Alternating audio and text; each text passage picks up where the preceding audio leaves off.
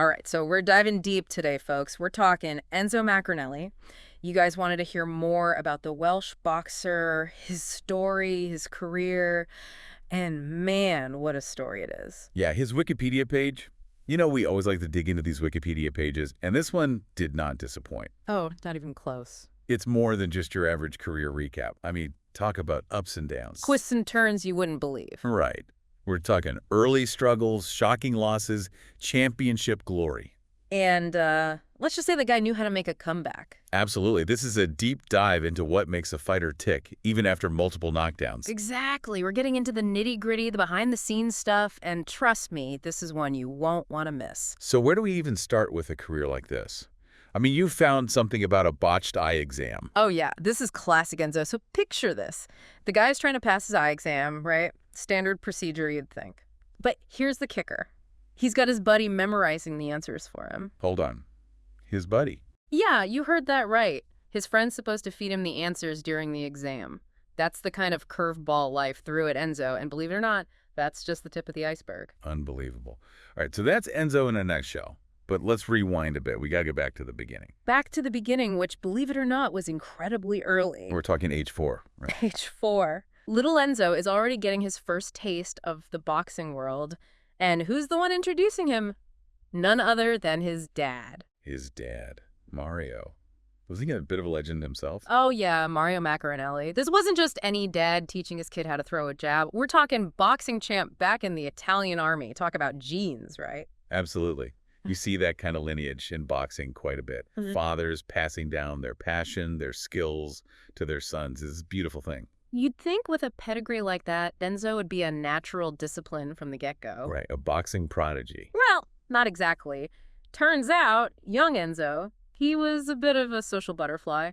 Preferred hanging out with his mates to hitting the gym sometimes. It's a classic tale in the boxing world.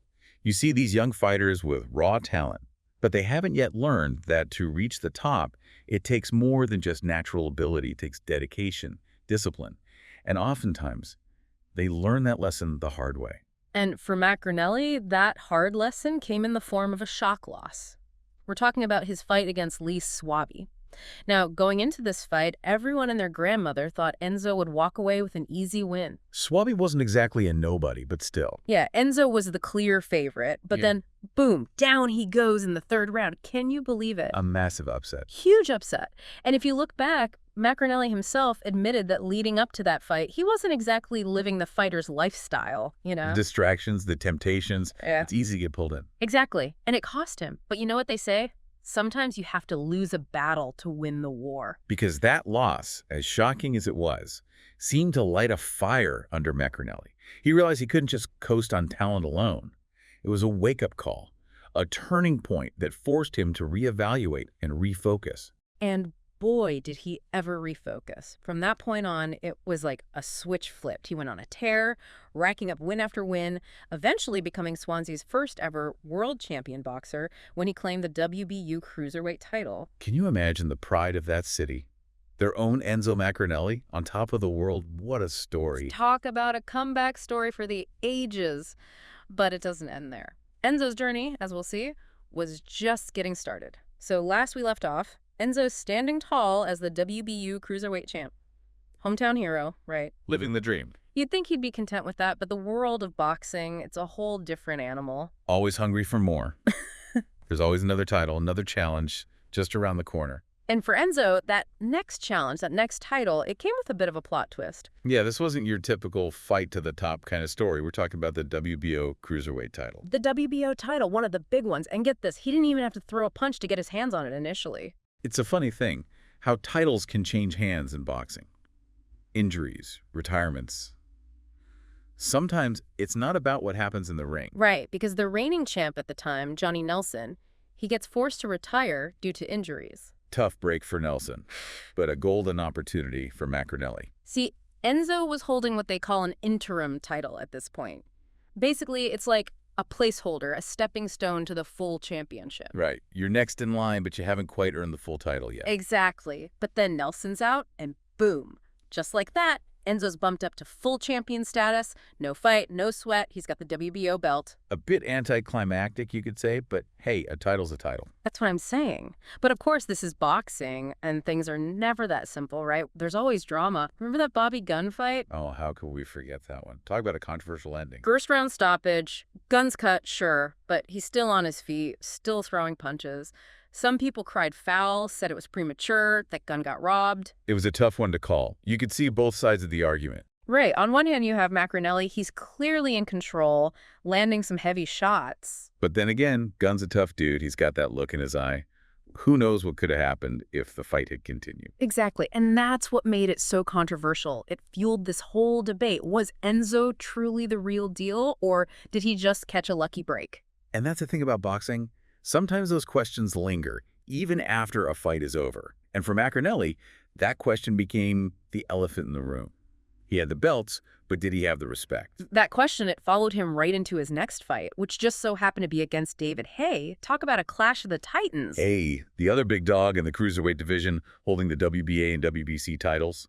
This wasn't just another fight. This was about unifying the entire division. This was it, the fight to end all fights. And the hype surrounding it, man, it was insane. They didn't call it bombs away for nothing. Both guys known for their knockout power. It was a recipe for an explosive fight, and that's exactly what it was. Except, not for very long. Second round, Haye connects with this thunderous right hook right on Enzo's jaw. Lights out. Brutal knockout, the kind that sends a message. And just like that, Enzo's on the canvas, his championship hopes going up in smoke. And you had to wonder, after a loss like that on that kind of stage, what happens next? Man, that Haye fight really makes you think. You're at the top of your game, the world watching, and then bam, just like that, it's over. It's the brutal reality of boxing, you know? Okay. One punch can change everything. Absolutely. And for a while there, it seemed like Enzo, he might not recover from that loss. He had a couple more fights after Haye, but those didn't exactly go his way either. Yeah, we're talking back-to-back knockout losses. First to Afolabi, then Lebedev. Rough stretch for any fighter. Brutal. And the Afolabi fight, that one was tough to watch. Ninth round, right? Ninth round, yep. Yeah. Afolabi just caught him with this massive overhand right. Yeah. Like a freight train. And when you've built a reputation as a knockout artist like Enzo had, those kinds of losses, they stick with you. People start questioning your chin, your ability to take a punch. Right. It's not just about winning anymore. It's about proving you can weather the storm. And I think for Enzo, that became a real mental hurdle. He even announced his retirement after Lebedev fight, didn't he? He did. Said he was done with boxing, hanging up the gloves. Understandable after everything he'd been through. But then, plot twist, he takes it back. A few months later, he's back in the ring. The heart of a fighter, man. You can't keep a guy like that down for long. I guess boxing was in his blood. He couldn't stay away. Exactly. And this time, he decides to shake things up a bit. Drops down a weight class, moves to light heavyweight. Trying to find that sweet spot again. New weight class, new challenges. He actually had some success there, you know. Won a few fights, even claimed the Commonwealth light heavyweight title. So even at this later stage in his career, he's still got it. Still proving he's a force to be reckoned with. He even took one last shot at a major title, the European light heavyweight title. But it wasn't meant to be, I guess. Tough loss, and that was it. Enzo Maccarinelli finally hung up the gloves for good. End of an era. So when we look back on a career like Enzo Maccarinelli's, what do we make of it? How do we remember this guy? It's a great question. He was a fighter who had it all. Power, heart, determination. He was a showman, that's for sure. Oh, yeah. And he never backed down from a challenge, even when the odds were stacked against him. But boxing's a tough sport, brutal even. And sometimes it's not about how many times you win, but how many times you get back up after a loss. That's Enzo Maccarinelli in a nutshell. A true warrior, both inside the ring and out. He might not have gone down as the most technically perfect boxer of all time, but man, he was exciting to watch. And that's something, isn't it? Absolutely. He left it all in the ring, and that's all you can ask for. There you have it, folks. Another deep dive in the books. Until next time.